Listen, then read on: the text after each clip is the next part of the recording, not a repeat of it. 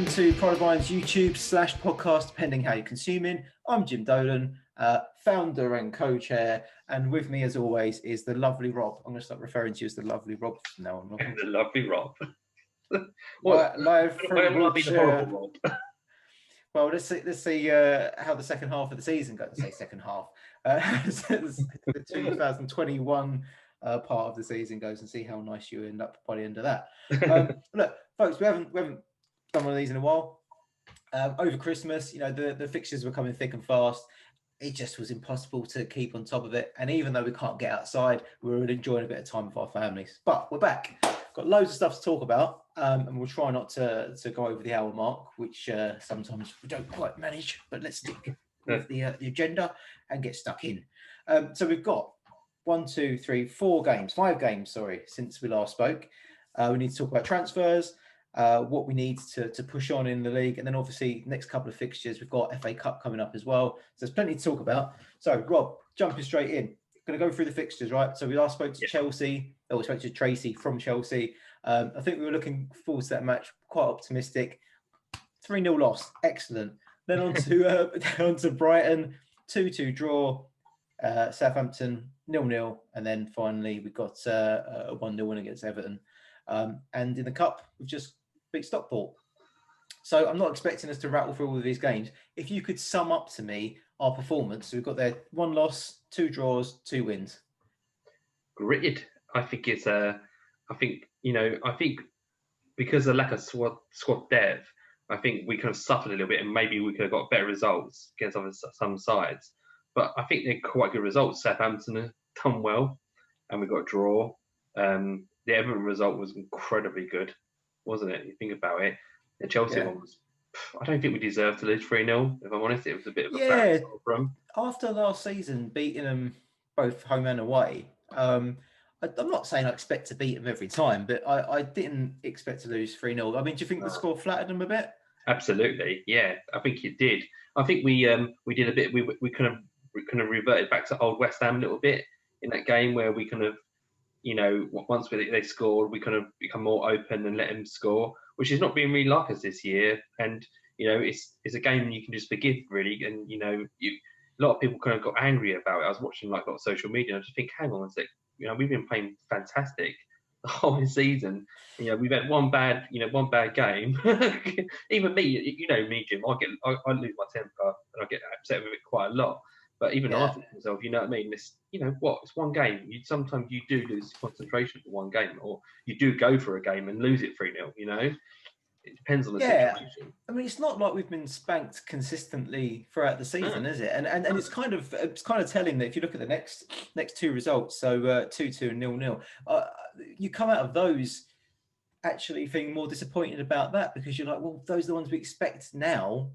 I say expect, but that you feel more likely to win those. I know Brighton have been a bit of a bogey team over the years for us, but I expected to come out of that with a win. And the same with Southampton. I did as well, yeah. How much do you think that was to do with, like you said, squad depth or lack of squad depth? Because I think a few people have pointed out, and we may have mentioned it before, but Rice and Souček looking a bit tired, and obviously no criticism to the pair of them. They've been working hard. I think Bowen has looked tired. People criticise Moyes for taking him off, but I feel like he puts in such a shift that he burns himself out. What do you reckon? No, I agree. I actually think we played worse against Brighton than we did against Chelsea, if I'm honest. I was actually quite disappointed we played. The problem we have in the end games is that we started Heller up front all the time, and he had no competition, did he? Really, you think about it. No, that's not going to happen again. I know. That was very out of the blue, wasn't it? And I was trying to kind of give him the benefit of the doubt. And I was kind of thinking, he's going to come good, but I just don't think he was ever going to come good, because I don't think he had enough pressure behind him to play better. It's sometimes it's just as simple as things as tracking and tracing and blocking something off, and he just didn't do it. And against a team like Brighton, someone like him should be just making it hell on earth for them defenders, but he just didn't do anything. The Yeah, I like points. the way you got track and trace in there, so you can tell we're in COVID times. Did I say track and trace? You did, yeah. Tracking and That's what I tracing. talk about at work all the time, is track and trace. I mean, I did feel like Haller would come good eventually, and I think it's quite telling that since we'll get on to transfers properly in a bit, but since he went to Ajax, he's got an assist on his first game, didn't he? And then in the last game, he scored in the 8th minute, and I can't go by the argument that he's not suited to the league or he's not suited to West Ham or whatever. I think purely it wasn't Moyes' buy. Moyes has definitely got a way of playing, a way of He's got a type of player as well. yeah, he's got exactly. He's got a type of player, and Haller didn't fit that mold. I must admit, I kind of knocked him a few times for his attitude, the mopey kind of strolling around the pitch. But ultimately, I just think it was a bad fit, and I've got no ill will towards him. But I do feel like now without him, we've left ourselves really exposed. Oh, we're incredibly exposed. The thing is though, is what worries me. I know we're kind of leading on to the transfer here a little bit. Is that we've obviously sold him, and then we've gone. We haven't got no one like lined up to buy. But why did we not go into this window? We needed a striker anyway. So why have we not got? Why have we not? We should have had targets. It should have been like when you buy. It should have been like when you buy and sell a house. There should have been a chain lined up already, and then someone comes in to buy Ale, and we're ready to go. But I think it's very telling, isn't it? That they said, Moyes said that it was an offer that was too good to turn down. A £25 million loss was too good to turn down. I mean, that's for me, saying something. I don't know I don't know. I know a few things about transfers because of people I know, but I don't actually know nothing about that transfer. I don't know if they put a bid in and we went no, or if they put a bid in and we went yes instantly. And well, that's what it sounded like. They said that the bid literally came in, and then a few days later it was done. Yeah. So why did we not say, well, up it by £2 million then, and you can have him? I mean, look, I'm hoping that we're at the end of this era now, because I feel like Moyes has a strategy. Even if he doesn't have a director of football around him and all the rest of it, but I think he has a strategy. He knows what he's after. So I hope we're at the end of this. But it does just feel like West Ham have got this. It's like we're the opposite of Spurs when it comes to transfers. Dan Levy seems to be able to wring every last penny out of a player when he sells them. Yeah. And you think, I don't know if it's just a case of like he's not going to be the first to blink. He's going to stick to his guns or whatever, and we just roll over too easy. Or I don't know what it is, but he buys better as well. He buys better. I mean, undoubtedly. If someone come in for Bowen, we'd get more money than we bought for him right now because he's a good player, Bowen. The problem is Haller was underperforming, and I think we panicked and think if we got to the end of the season and his value went down, would we get even less for him? Yeah, absolutely. So I think they kind of thought, let's get the money while we can. But the thing that worries me a little bit as well, I've read loads of reports. I don't know if any of them are true, but I don't think we've actually got the full amount of money to spend on the striker either. I think we've only got like 15 million of it, which doesn't make sense. No, I think we've got less. No, I think we've got less than that because we bought him for 45. I think we owe something like 18, and we got 20 for him. So if anything, we've got 2 million quid of spare change. That's quite upsetting, isn't it? If you think about it, especially like in the areas we need to kind of improve, which we'll talk about in the transfers. But let me quickly get back to one thing I kind of noticed about them games as well, is that we kept changing formation as well. So we kept going to 5 in the back, 4 in the back, 5 in the back, because obviously we had them injuries and we had people affected with COVID and things like that. And I think sometimes it can just, we've talked about when we play teams at home and sometimes we play a certain way and we're like, this team play like we play, we're not going to break them down. And I think that's what Brighton did a little bit as well, and that's how they got and that's why they played so well against us. We got to kind of start kind of figuring out against the kind of not the big boys, but the kind of the lower league teams, same as them like below us, how to play against them, because they're the points we get. You think about the next 2 games we get. Who's the next 2 games? West Brom, Burnley, and West Brom. Yeah, if we get 6 points from them, we're up there. We're leapfrogging. The problem is, with West Ham, will we do it? Will we get them points? I mean, I wonder how much of it is through necessity rather than tactics, because I think Was it that he wanted to go to four at the back, or was it that he literally had no choice because he had to rest some players and he didn't have the playing staff to play that way? Yeah, I think we're 5 players away from being a really good side, but I can't see us buying 5 players without selling players. I think if we get 5 players in, we'll sell 7 players to bring them in. So I think we'll be this constant cycle of being understaffed. Well, if you look at the current scenario in the last 2 transfer windows, so obviously in the summer and the one we're in now, we have made the team weaker both times. Yeah. And I know we brought in Souček on a permanent, and that's brilliant. And we brought in Soufal, who's been phenomenal. Best right back in many years. And Ben Rama, I mean, I think jury's still out, but I think he's got what it takes. But I like him. But again, that's a loan. So with Soufal's side, we've made the team weaker in terms of numbers, at least. Legs to put out on the pitch. But just jumping back quickly to the games again. So we did have a win in. Well, we had a league win in there and a cup win. So we had Everton, which I didn't understand what I felt like I was on. Sorry to anyone listening who disagrees with this, but I felt like I was on another planet because all I could see was people moaning about how bad it was, and I was loving it. It's just quick passing, quick movement up and down the pitch. I've realised that they counted quite a lot, but so did we. The passing was crisp, the movement was fast. Yeah. All right, we didn't make enough of it at the end of the day, but I remember the days when everyone remembers the classic whole game under Allardyce where we booed after we won. That shows us more than anything that West Ham fans want to be entertained, not just win. Yeah. And we didn't make enough of the end product, but for me it was good to watch. It was good to watch, and it was sometimes it can't be all about sexy passing, nice football, flow football. Even though we did play it for football, sometimes it has to be a bit gritty to get them points. I'd rather us play gritty and play bad and get 3 points, than not get any points against the team. And against a team like Everton, who are really good right now, they've got potential to do quite good things. And I think they'll just get better and better as well. They seem to have quite a lot of money. I don't know how. They had a new owner, didn't they? Before people get good owners, and we just get we get the porn star over a club. But the director appointments of a star of lesbian nurses. Yeah. Well, look, I'm not gonna. I think it's very easy to knock our owners for the business that they were involved with. I'm not gonna sit here like a hypocrite and try and take the moral high ground on pornography. I think at the end of the day, people in that industry they earn the money that they earn. Maybe she's a really good scout. she could be. She could be amazing. Negotiating with other teams. I mean, we're drifting on a darker subject here. I mean, I say darker. I think it does beg some questions, doesn't it? Why those people have been appointed? It makes you wonder. In a this isn't supposed to be funny, but in a dark kind of way.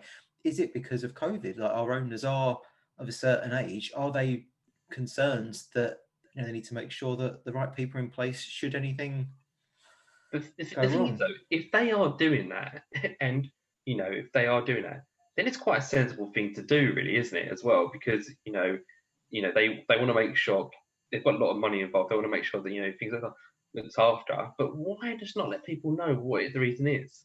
If they go, look, this is the reason why we're doing it. I know it's personal. I know it's their business. Yeah. But a lot of people, West Ham fans they're already on edge with the ball all the time. If there was a bit of, like, this is why we're doing it. Even if they didn't tell the whole truth, but said this is why we're doing it, and the people might be like, okay, then it makes sense to it. But everyone's freaking, everyone's thinking like, why is it? I've just seen threads and on social media of like conspiracies of why they're doing it. Well, I mean, people just get more and more angry about it. I mean, for each of them have appointed one of their kids, which makes sense. Yeah. And David Sullivan's, is it his wife? The lady who's in the adult movies. And then, David Goldside, the guy he's appointed is, I'm guessing, a friend who's like 83. So it doesn't sound like succession planning, does it? Like, no, it doesn't. It seems like, who have you got? And he's like, I know some bloke who could do it for me. It's easy to jump to conspiracy theories, but a lot of these things are probably really boring business things, and the only reason we hear about them is because people that we know put alerts on companies' house. So as soon as anything changes on any of the West Ham related kind of holdings, you get an email notification. This has changed on West Ham, but it probably is some really mundane reason. But like you say, it's a balance, isn't it? Right? If they come out and explain every little move they make, then you'd be like, well, what aren't they telling us that they're trying to hide amongst the truth? If they don't tell us, it's a conspiracy. So I don't know. Maybe it's another way of trying to bring, because don't forget, like, I think I don't know if you told me this, but a lot of Sullivan's money is in real estate, isn't it? Property. So maybe it's another way of him bringing money into the club to actually invest it. No, he's appointed. They've appointed directors. That all it means is they're directors of the company. It doesn't mean they've got any holdings. Well, I can't figure it out. Maybe it's because it doesn't mean like they've bought in or anything like that. Like, I mean, I've got a company. I could appoint you a director now. Why haven't you? What's the name of your company, Jim? I'm not having anyone checking my. No, that was back when I was contracting. But yeah, I mean, anyone, like, it's literally you just fill out a form. It's like, here you go, got a new director. Simple as that. Yeah. So sometimes it's about getting money out of the business. So that's the other thing. Is obviously directors pay dividends. Because of my job, I do lots of stuff to do with self-employment. And when we do a lot of fraud stuff, it's people who made friends directors and just disappeared with all the company assets. And that always makes me feel. I'm not saying that's going to happen, but that's one. As soon as I saw that, I was like, oh. How have we ended up going down the pipe of talking about fraud? No, because it's never been. To be clear, we're not insinuating anyone at West Ham's committing fraud. I am. We're just me, Robert. That was obviously meant in jest. I'm watching you with my eyes. Just quickly back to the games. Last game, Stockport. I thought we played quite well in that game. I know it wasn't sexy or great, or it was like a waterlogged pitch. Yeah, the pitch was. I don't recall the last time I saw a pitch that bad. You see the part where one of their players ran into the box, and then next thing you know, the ball was gone, and it was because he ran along and the ball got stuck in a puddle. Basically, I was expecting Kevin Costner to burst out the middle centre circle like and hair flicking back. Dennis Hopper on a jet ski, cross the ball. So this goes to show how old I am, right? Is that I was looking at that and all I was thinking was, oh, I bet their feet are uncomfortable. They put double socks on tonight. I was thinking about these running socks I got when I did one of those, the Spartan Beast things. Yeah. And I've got these waterproof socks, and I was running. I was getting all these puddles. I was like, these are brilliant. Not getting any water in at all until you step into a ditch, and then they just fill in from the top. And then because they're waterproof, they don't drain out. You end up with running with bags of water on your feet. Anyway, sorry, the game. It wasn't sexy. The rain was pouring down. The fans tried something with fireworks. I don't know what's going on. That was a young man who died. There was a young boy who got hit by a police car and he died. So they set the fireworks off for him. I think he was a fan as well, so it was a commemoration, like a thing to support him. What I read. Okay. Yeah. I don't know what he did during maybe he was a Stockport fan or something. He wanted to be at the game. I don't know, but he's intensive care, I think. Whatever reason it was. It was the kid's tactic was like make sure they lose and they all have fireworks. But it wasn't a classic. Yeah, it wasn't like a classic. Thing you're going to remember in years to come, apart from anything that. It wasn't classic. It wasn't a classic West Ham either, was it? So we wasn't Wimbledon. We got the win. Eventually, yeah. I did feel like at points I just thought, not this isn't a criticism because we won, but maybe it would be a criticism if we hadn't. But I was thinking it's good that you're trying to work it and you're trying to maneuver the ball around and all the rest of it, but why not just go a bit more direct and just kind of get a few goals in? Yeah, I said the same thing. I think I said it on the chat. I think the chat we were on. I said, why don't we keep doing the same thing over and over and over again? Change it up, make it a bit harder for him and a lot of people really criticised Antonio because they were saying, he didn't look sharp and stuff. But I said, yeah, but this is a good game for him get sharp so he can get up to his match fitness in the next And game. what he said afterwards was really classy. You see that the Yeah, I loved a tweet or something. I love it. But I think you can really see that his injuries are starting to really slow him down now. And so he's still fast because he was lightning fast when we first got him. So he's still like, even when he lost half his pace, he'd be fast. But you can tell that he's lost some pace now, and he's lost some kind of, that kind of, that kind of agility. I don't know that I wouldn't say he'd lost. I mean, he's still faster than a lot of the the defenders that he's out running. Yeah, he is. Yeah. I've just noticed. Sorry for anyone who's listening rather than watching, but I've just noticed that one of my kittens is asleep. He's listening. Which one is it? That's Archie. Ah. Then why don't they do radiator beds for humans? Because they look so comfortable, don't they? And warm. Archie, you're on YouTube. He doesn't care. I heard he's a Villa fan.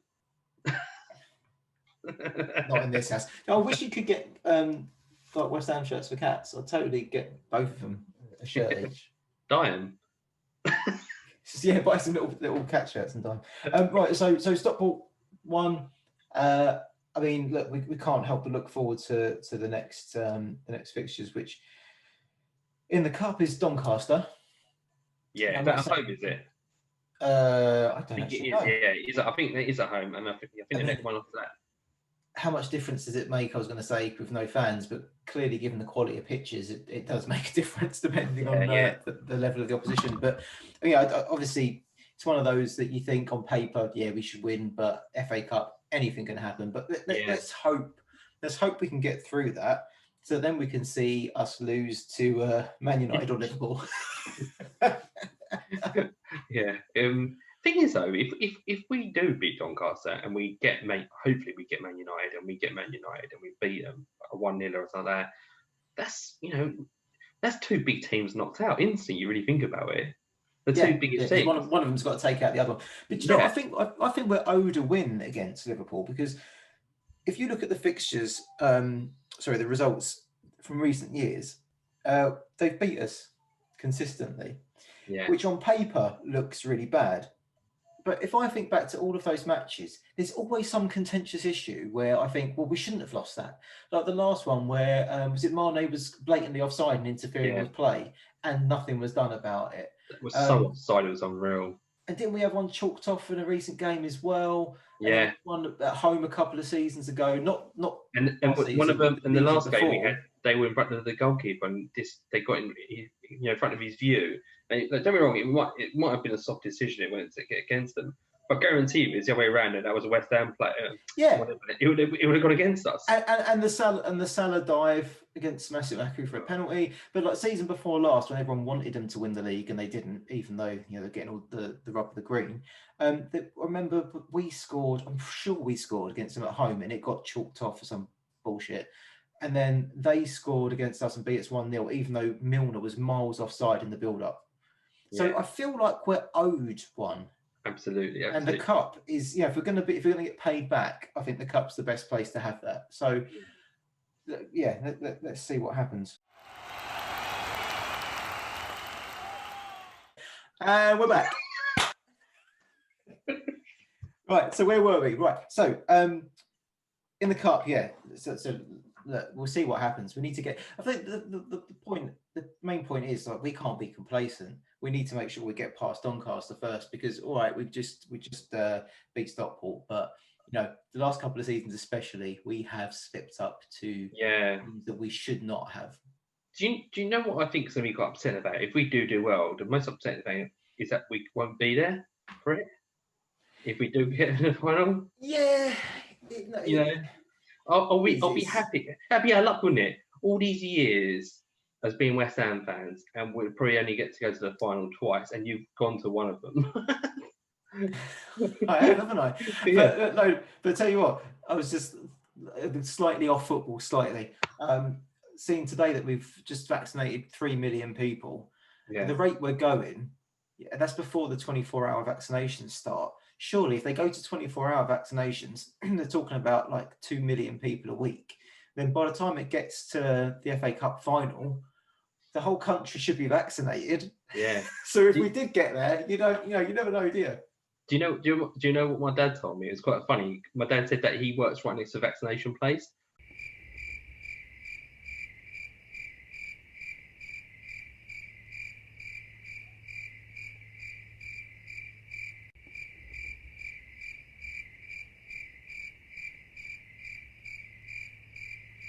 I feel this isn't something we should be talking about on YouTube. No, probably not actually.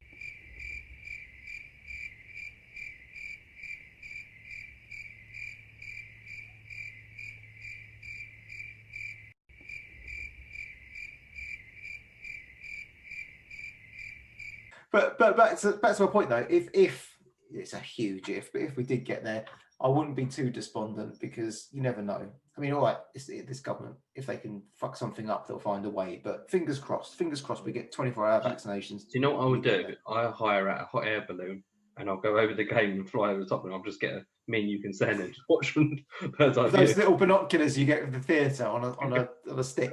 Oh, look at this, darling! Chris will just done a beautiful cross to the top tier. A beautiful cross into the top tier. Right, come on, let's move on. Before we look at the next couple of league games, let's go back to transfers. But I know we've already talked about Allaire, obviously, so he's gone. Snodgrass has gone.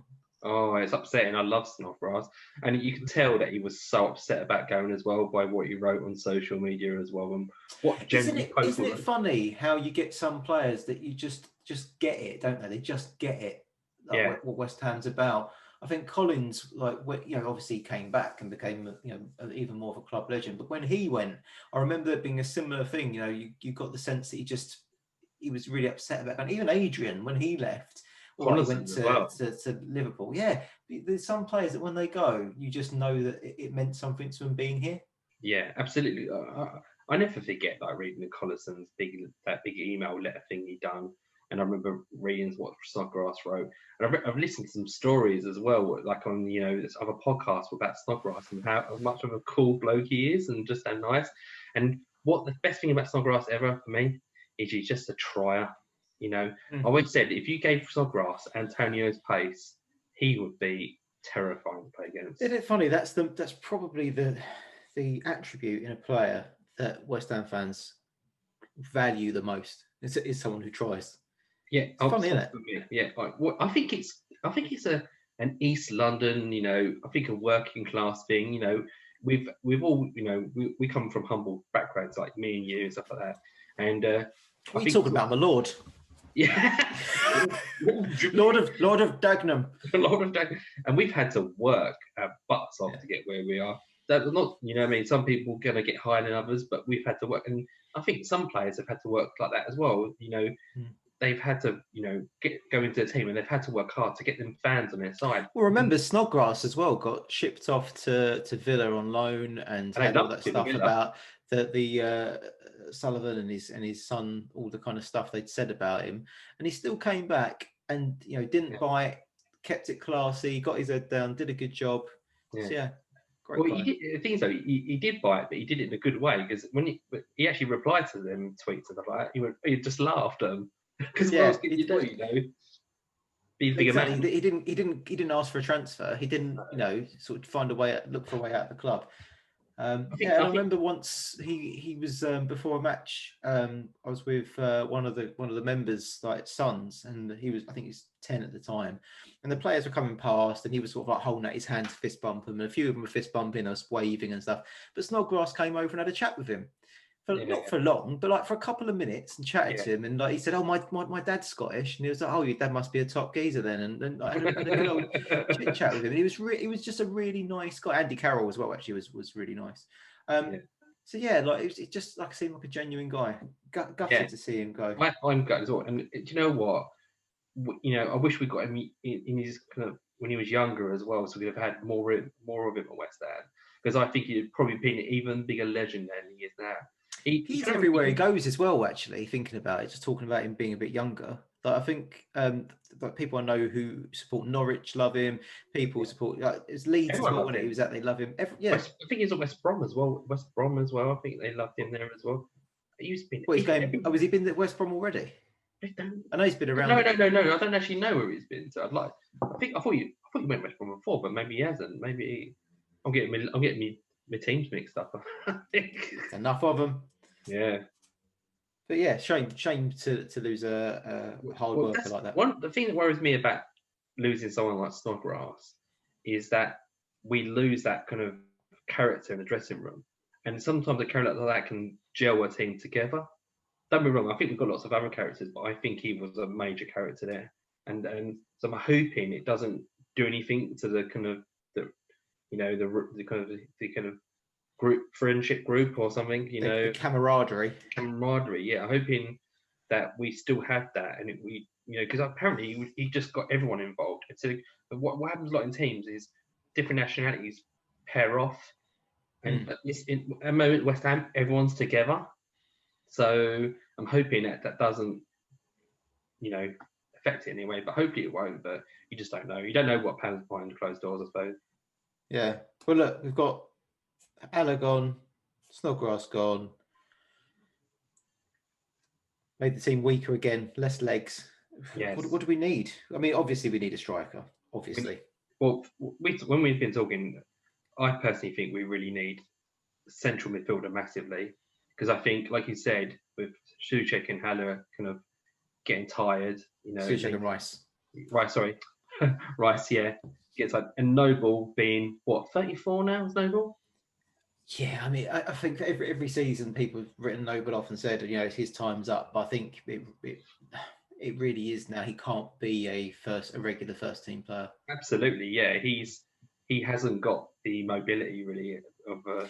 His tackles have always been a bit feisty, but when you've lost a bit of pace and your tackles are a little bit late, he's going to get himself into situations where the best of intentions, he's going to get himself, sent off and stuff. And I kind of wish we could have Noble's brain now, but into a younger Noble. He'd be such a good player, because he actually was kind of more. He was much more raw when he was younger, but he got better, kind of got more and more kind of classy as he got older.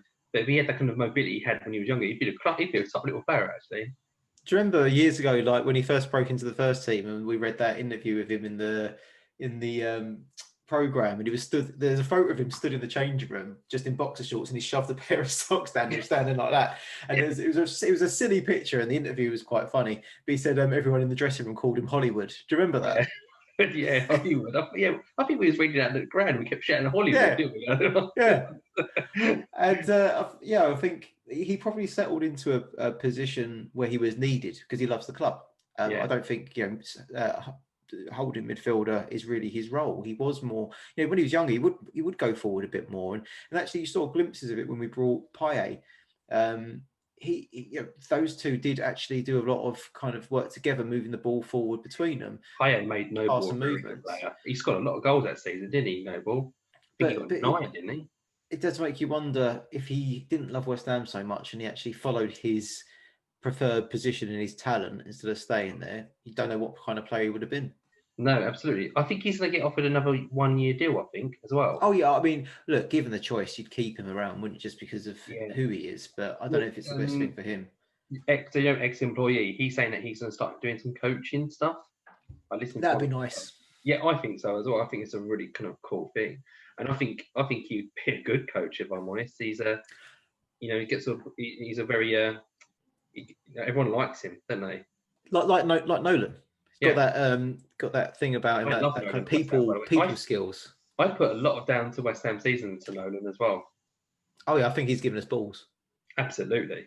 Do you remember like when we used to have like a corner and stuff like that, and he'd be in there and he'd just be pushing the goalkeepers and putting people, or just standing in front of them, just pissing them off. And he's one of them players that when he was like for another team, you hated him, but when he was in your team, you're like, yeah, I love this. I love how he gets into their brains. And I was really surprised that he actually made it through Christmas on the bench. He did get I think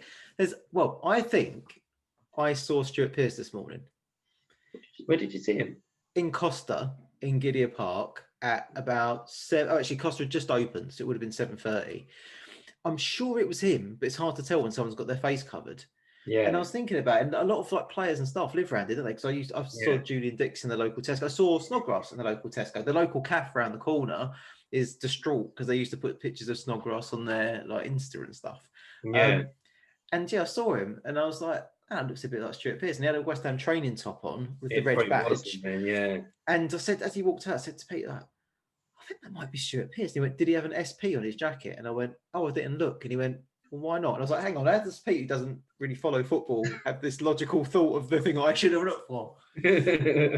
That's yeah, Pete all over, isn't it? Pete's a puzzle master, isn't he? He is, yeah. So you got Nolan, Pearce. I think they've brought a lot of grit into the team and Alan people Irvine as manage. well. Yeah, and they've got that people thing. And I think Noble's got that people thing about him. And I know it sounds silly, but when we had Manuel Pellegrini before, and we had all these other kind of staff members, and they were all like of different culture and different language, different tongue. And I think sometimes things get lost in translation, in the change room when people are talking. Yeah, not to get Brexity on it, but yeah, I think having a British sort of spine to the team, but also to the coaching staff. It like you say, it's not about where they're from. It's more about just succinct communication.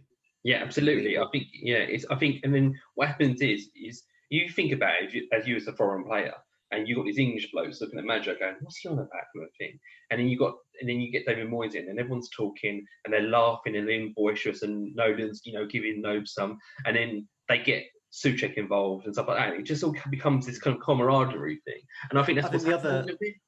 The other thing is the ability for, and again, it doesn't matter someone's nationality, but the ability for the manager to explain his vision to the captain, and for the captain to be that marshal on the pitch. Yeah, I think that's probably a lot clearer through Moyes, Pearce, Irvin, and Nolan than it was. But look, we slightly strayed off because we started with saying we need a central midfielder.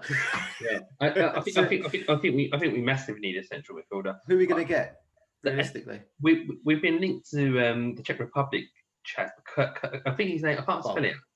Yeah, that's him. Someone from the Czech Republic, right?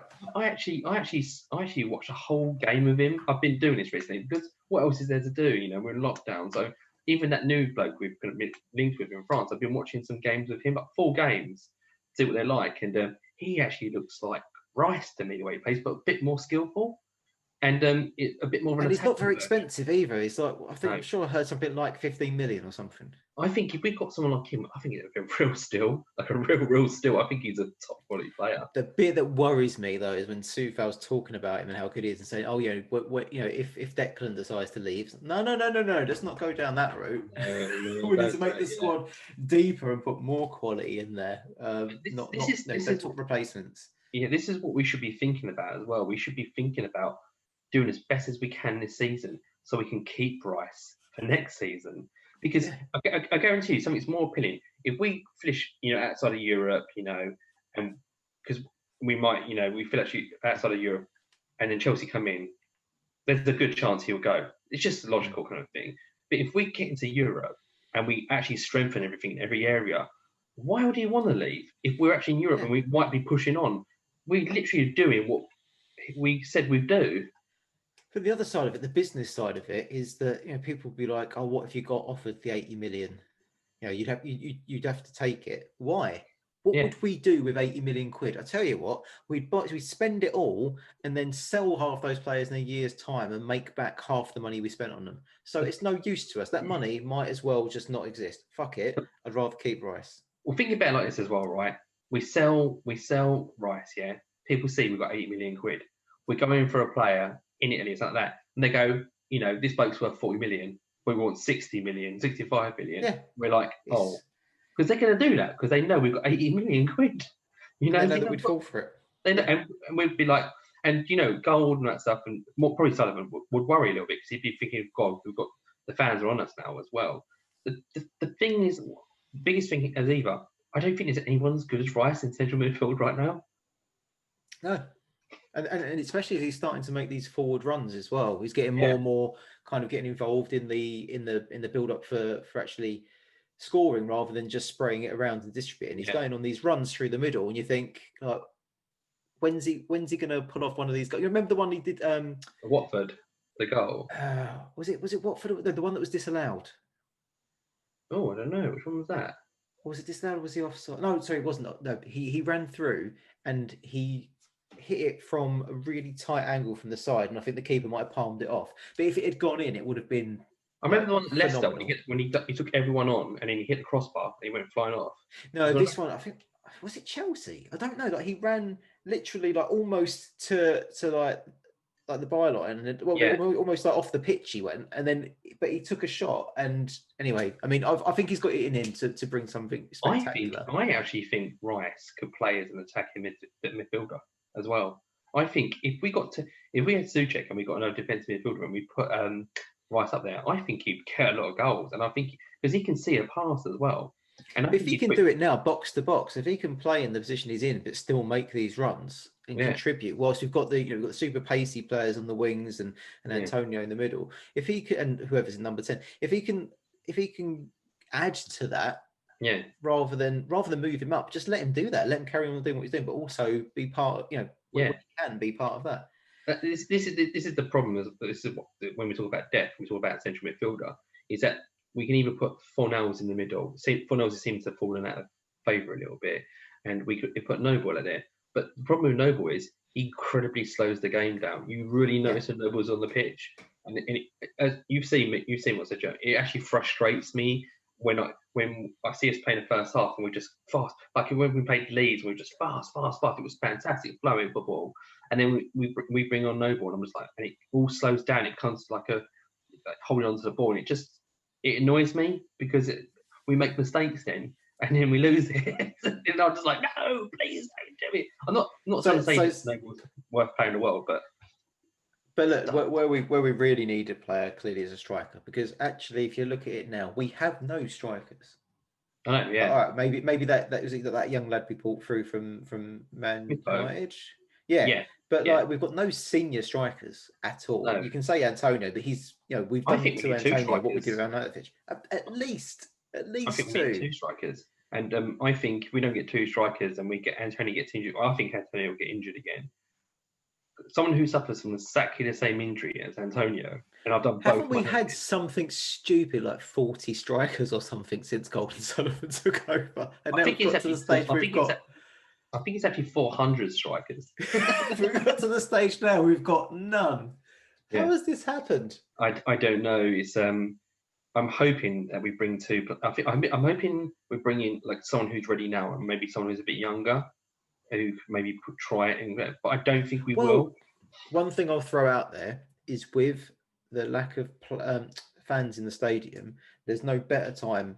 I mean, tell me if you disagree, but I think there's no better time to blood youngsters who are ready for that step up, because you haven't got a crowd on you. It's literally you can zone out and think, I'm just playing another team. I'm just playing another behind doors game. You can do a mistake, and you won't have 100,000 people going behind you back. Bloody hell, what's he doing? You do a mistake, and if I try it again, it might work next time as well. So, but the problem is, I don't think we've got any central midfielders in the youth team. I don't think. But I look into like a lot of the youth team myself, and something I wish that West Ham TV would do is show youth games. I wish it was something we West Ham did, but they don't.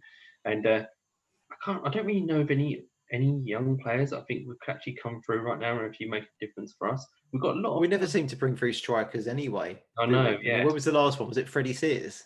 Well, it was. What was it? It's Freddie Sears, Zavon Hines, and Stanislas isn't a striker, but still a forward player. Yeah.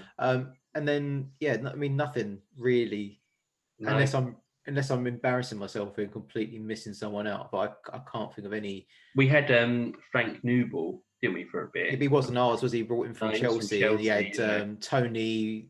What's his face? And we barely played him. What about Silva? Where did he come from? What's going on with him? He's in loan in Greece, I think.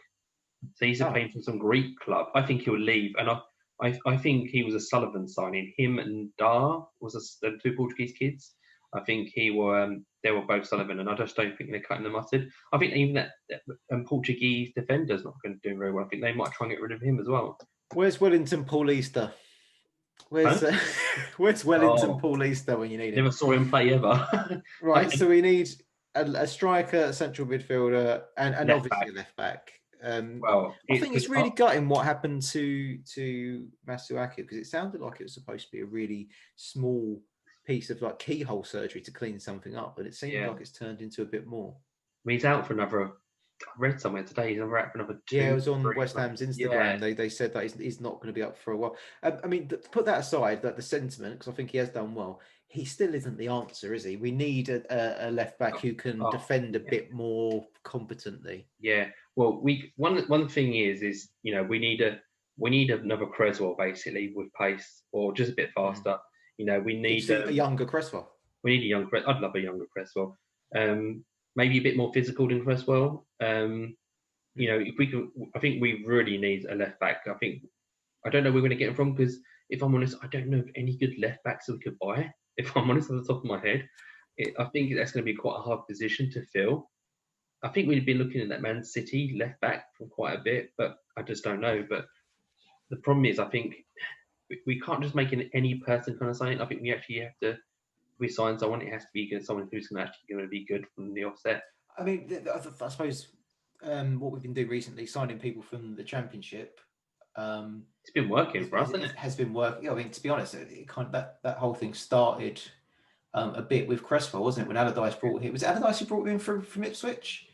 And then obviously Antonio came from Nottingham Forest, and we've had some diamonds, but I think Moyes has a better eye or more consistent eye, I think, Yeah, for players. I think Cresswell was So, best as a centre back in a five. yeah, at the moment it's ideal for him, isn't it? Yeah, Again, because kind of like Rice, he's still got enough legs on him that he can go and get involved. yeah, You just don't want that being his role for the whole game. yeah, and apart from left back, I think we may need another goalkeeper as well. Ah, you just reminded me. Right, complete conspiracy theory here, but a lot of Liverpool fans have been saying that Adrian hasn't been training with the team, and Really? he's got 6 months left on his contract. Now, could it be possibly? I don't think so. I think he's been. What I read something that he was training with the reserves, the youth kids. I don't know what he's done wrong to be training with them, but I think he'll go back to Spain. And I think because we're looking at that Czech Republic goalkeeper, aren't we? That big lad as well. I think we're going to need two keepers. I don't see Randolph sticking around. Yes, I don't think either. Not going into too much detail, but with the personal stuff that is alleged, Yeah, I don't know how I much we'd want to be involved in that. I think Fabi. I hope Fabs signs on for another year next year. I'm hoping he does because I hope so, but I'm anticipating that we're going to lose him and Randolph. Yeah, and I think we're gonna have to bring someone through to kind of cover him. We've been really heavily linked with some Spanish goalkeeper that plays in Italy called Lopez, but I don't think he's very good. So I don't actually know what that. But I Can't don't be know. worse than Roberto. Can't be worse than Roberto. I'm all right. Yeah, I'm all right. But so, what do you think about the striking? Was we linked with the with that Rennes chap, haven't we? Is it Rennes? No, I'm gonna just be honest and just say I don't have a clue when it comes to this stuff, because I see these names knocking about, and I'm like most fans where I'll look on YouTube and I'll think, yeah, they look all right, but I've said this, I don't even know how many times to you, but plenty of times on this podcast and YouTube, that I still remember how great Julian Faubert looked. So I can't take it as a yardstick at all. I've never heard of him. I've never heard of him. I just hope whoever we sign, it's someone that Moyes wants. Yeah, because I trust him. I don't think I've heard that this isn't Moyes' first choice at first. But people seem very excited about him though. Like they people seem like they know a lot about him. I said to you the other day, didn't I? I said I sat back and watched a bunch of his full games of him played, and it was okay. It wasn't amazing. It must be. It didn't blow me away. He seemed okay. But then Allaire looked great in the formation he was in, and he didn't. He now doesn't. He didn't fit the system that we've got now. Maybe this person doesn't look great in their current setup, but Moyes sees something that 12 goals that though would work for us. five of them are penalties. He's got 12 goals. But I've never even heard this other chap either, the Red Bull chap. I've never heard of him at all. He looks the thing. What I kind of puts me off with why I'd go towards a Red Bull bloke is the caliber of player Red Bull bring through. Always seems to go on and do something quite because Mane. Who's the chap who plays Liverpool? What, Mane or he played for Red Bull. You know, the Dortmund. The German league is a lot more on par, isn't it? No, this is the Austrian league. This is Austrian. Oh, Leipzig. Yeah, Leipzig. Yeah. Is it? And, it's Salzburg's the German one, isn't it? And yeah. No, God, I don't know. Yes. How Germany and Austria geographical fail. Anyway, the Austrian one. No, basically, what's happened? This is a parallel universe, and they've got mixed up now. So we're right. But he looks absolute lightning. He looks like he's the kind of player that if someone made a mistake, he'd be on it so fast that no one could stop him. And we do move the ball fast, and we do we do attack the pace. He's 6 foot. He's 6 foot. You know, I think he's a lot more money. I think he's £10 million more, and that's why I don't think we'll get him. Yeah, it does come down to that sometimes with us, doesn't it? Especially at the moment, the way things are. I mean, if only we hadn't made a 25 million loss on the last striker. Look, we're coming up to I think we're at least coming up to the hour mark. We might have passed it. So there's a few things we haven't managed to cover. But look, let me ask you at this stage, hammer of the year for you. Souček. Okay, who's your runner-up? Oh, do you know what? It's going to be... I was going to say Rice, but it's Obonga. I can't pronounce his name very well. I'm really bad at it. Yeah, Obonga. Yeah, I think Ogbonna's my hammer of the year. I think he's been consistent for the last few years, and I think he's been unlucky for the last few years. And I think he could lose out. He could, well, I think he's been good, but there's always been someone who's just picked into it. And I think the romance of Souček coming in and doing so well may do the same for him this year, which I think would be quite gutting because he's played so well. I mean, it's hard. The standout performances all over the pitch this season, which is an unusual thing to say about West Ham. It's a nice thing, though, isn't it, to have that kind of luxury of choice. It is, yeah. Okay, so we've got Souček and Ogbonna. Let's have a revised finish position. You said at the start of the season you couldn't see us finishing any higher than 15th. Yeah. Bearing in mind everything we've seen to date, where are you at? For me, let's say like this: if we don't make any signings and if we are how we are now, I think we'll be 10th to 7th. I think. But I think 10th to 8th. But I think if we make a few signings, but actual signings that strengthen us, I honestly think we could be higher than that. Honestly, I really do. Because I never thought I'd say that, if I'm honest, but just the resilience of our team is quite different. This is unusual for you. I mean, for anyone watching this, and I've known Rob for a very, very long time, and I've never heard him this optimistic. I feel sick. Also, Winston Reid is training back for West Ham at the moment as well, which is quite really. I had no idea about that. Look, I mean, it's one of those things where I think that at this stage, it's been so positive that if we ended up finishing like 12th, I would be disappointed. Which seems insane because usually 12th you'd be like, oh yeah, that's all right, that's about where we should be. What's that point tally now? Do you know off the top of your head? Oh, I don't know off the top of my head. I think it was 20. It's not 26, is it? Well, I think if we win the next 2 games, we go above 30 points already. Have we ever done that? This early in the season? Yeah. I mean, I don't know the facts of the stats off the top of my head, but it would seem unlikely. 26 points we're on, and Man United at the top with 36, and we're only 17 games in. Yeah. So it's a strange old season. This is where it comes down to. We need to start beating teams like, the West Brom, the West Broms, but the problem is, will we beat teams like Burnley and West Brom? But let's do that next then. We ain't got time to talk about the game, but would you reckon? Are we gonna take some points off Burnley? I think it would be a draw. I think Burnley. If you watch Burnley in the last couple of games, they look really good. Like really, really hard to break down. Good. But then we've just not ground out, but we've just got points where usually you'd expect us not to. Everton, they've been a bogey team for us for years. Yeah, absolutely. Beat them. And they're playing well. They're a bogey team for us, and they're playing well. The problem is that Everton are a highest club, and Burnley. I'm not trying to be disrespectful, but Burnley are a team that, at this point, we should be beating. Problem is, the teams that we should be beating, we don't beat all the time. Usually. But we haven't got 26 points out of nowhere. I really hope we can win both them games, because I think it'll really set us up for a really good second half of the season. And come on, then, give me your actual score for Burnley. 1-0. 1-0. And for West Brom? I think we win 2-0.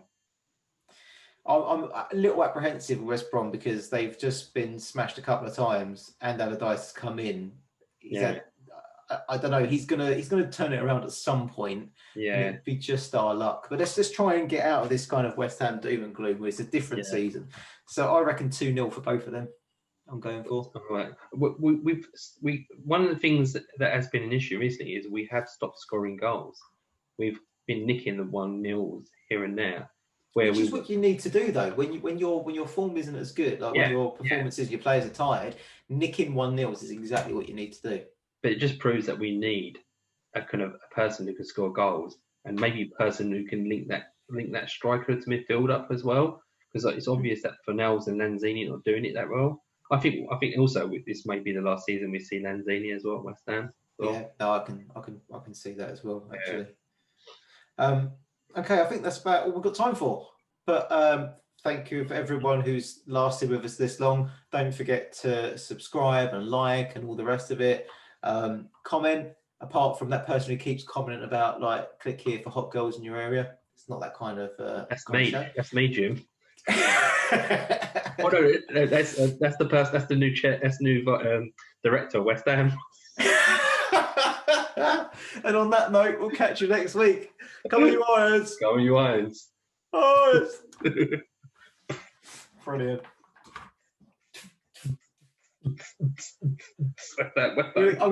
I'm gonna keep this bit in.